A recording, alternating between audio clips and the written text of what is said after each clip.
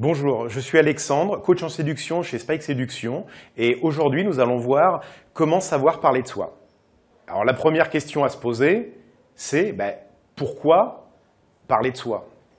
La réponse est simple, il n'y a pas aujourd'hui une fille normalement constituée qui acceptera un rendez-vous avec un total inconnu.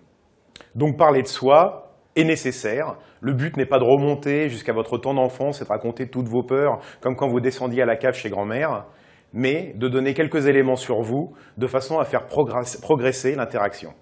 Donc, comme toute chose, avant de la faire, il faut se demander pourquoi on l'a fait. Donc, le but de parler de soi est double.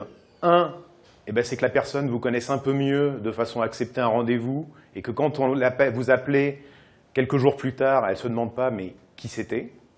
Et la deuxième chose, c'est que parler de soi c'est bien, mais ce qui est bien aussi, c'est avoir aussi des éléments sur la personne que vous avez en face. Et ça la poussera certainement à s'ouvrir un peu plus. Donc la chose à éviter quand on veut parler de soi, c'est l'énumération, ça fait vantard et ce n'est pas du tout le but.